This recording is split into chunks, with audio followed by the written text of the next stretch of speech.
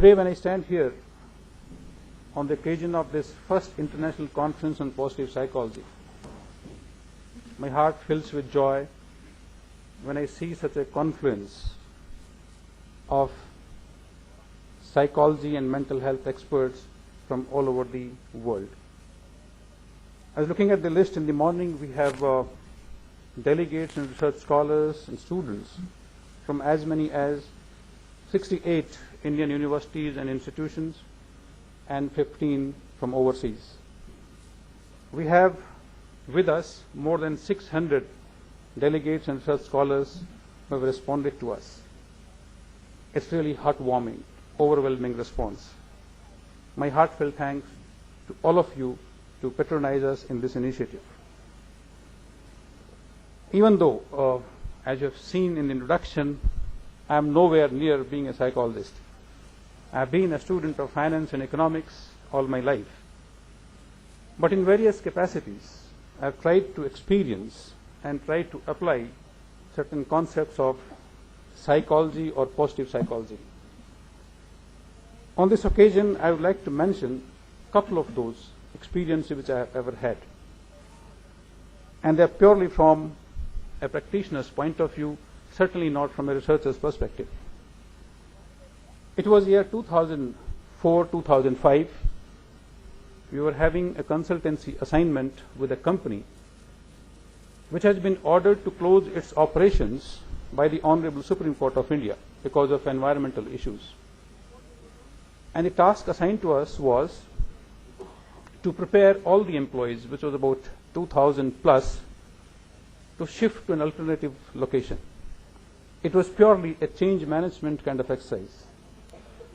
And as all of you are aware, being experts in psychology, change involves a lot of emotional issues.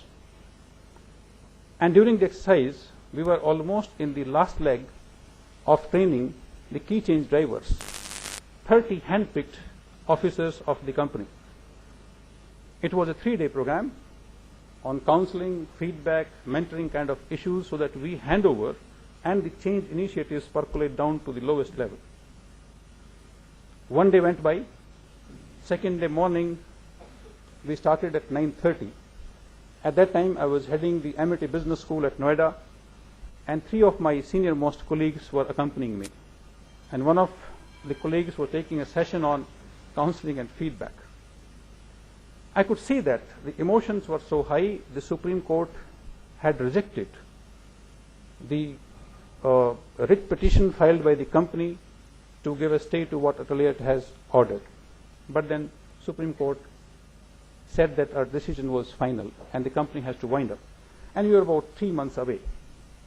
When this happened, one of the senior most person got up and said, "Professor, will you stop talking all nonsense you've been talking for the last 2 days? We have heard enough of this. Don't you think that you are working as capos of the management, something like what capos were working on behalf of Hitler in the Second World War? Stop this nonsense and go away." When he said this, I was sitting on the sides with a couple of other colleagues, and certain thoughts ran through my mind like an electric current. I said, next moment we'll wind up, we'll go to Mangalore airport. We were on the western Ghats of Karnataka. And then from Mumbai we'll go to Delhi, and then our founder will treat us the way we expect him to treat. It took few seconds, and then suddenly I remembered a piece of write-up which I had read. It was written by Professor Sumantra Ghoshal and Hek Baruch. A great work done in terms of how to play on the emotions of the executives. I read it about 7-8 years ago, and I got up and requested these delegates, said that if we have been talking nonsense for the last 2 days, can I talk nonsense for 10 more minutes? Would you permit me? And he said, yes, go ahead. And I mentioned this thought, which was given by Professor Sumantra Ghoshal, where he said when you play on the emotions of the executives, you can have 2 types of strategies. One is known as killing the dragon. He said, kill the enemy then and there before it raises its ugly head and kills you. It's short term, plays on the negative emotions of the people. But second one, he said, is a long-drawn process which plays on the positive emotions of the people, and he says it is known as winning the princess. And he uses a metaphor when he uses princess, which represents nothing but a beautiful picture of the future. He says, paint the picture of the future so beautifully that it becomes like a princess, and support your people to win this princess. And it's a long-drawn process. And then he also touches upon the concept which Hitler used, which perhaps used by many of the warriors in the Second World War, which turned the psychologists of this world totally against the concept of volition, he says, that it didn't find for many, many years placed in literature on psychology. And what was propounded by the psychologists world over was theory of motivation rather than volition, because volition was used in a negative sense. And Professor Sumantara Ghoshal mentioned that Osama bin Laden is a volitional person, but he's using in a negative sense. But all the changes in the world have taken place because of those people who have used volition in positive sense. The person who made the man land on moon was an example of positive volition. When I came across the term positive psychology for the first time, I reflected on those thoughts, that volition along with positive psychology can change this world and change forever and make it a better place to live. And then time came when I took over this university on 18th February, I took over, 22nd I came to the campus. As is customary, I was meeting all the heads of institutions and departments. So I met Professor S.S. Nathawat. He had been there for about 4 or 5 months. When I looked at him, as if he's asking something. And during the conversation, he cited many researchers, many psychologists, including Professor Martin Seligman, and he quoted certain things he had said. And I know that this person is a thorough researcher. I said, Professor, why don't we take some initiatives which will also tell the people of Jaipur that I have also come here, and we jointly can do something. And believe me, it was next day we announced this international conference.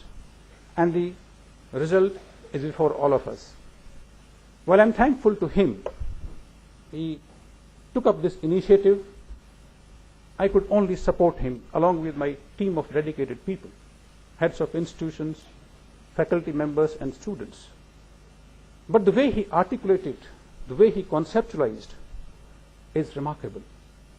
And every day I have been learning something or the other about positive psychology. We were meeting the organizing team 3 days ago, and I requested them that already we have turned positive, all of us. You can feel this on the campus. But till the time conference is over, even if somebody is trying to get angry out of pressure, let us put it in animated suspension. And therefore we can take it up subsequently. It is that result we have experienced over these last almost 6 months we have been working on this. I welcome each one of you with warmth. We have tried to make your stay as comfortable as we could. Our students and faculty members, they represent the hospitable Rajasthan, and over and above that, a very humble Amity. It's a mix of that. Even if something has been lacking, please do let us know and give us the opportunity of correcting it. Our effort would be to make your stay as comfortable as you can, as learning and enriching. Thank you very much. And sir, Mr. S.D. Sharma Saab, we have known you as a patron of Amity for so many, many years. And once again, we welcome you heartily to be with us on this momentous occasion. Professor Hendricks, we are looking forward to your method of psychotherapy, Peskin's therapy. I have tried to read a lot about it, but I believe me, I couldn't get anything, and I'm so keenly looking forward to listening to Professor Hendricks. Thank you very much for being with us. And Professor Nathawat, heartfelt thanks to put together this wonderful conference. Welcome to all the speakers and distinguished guests who are with us. Thank you. Welcome all.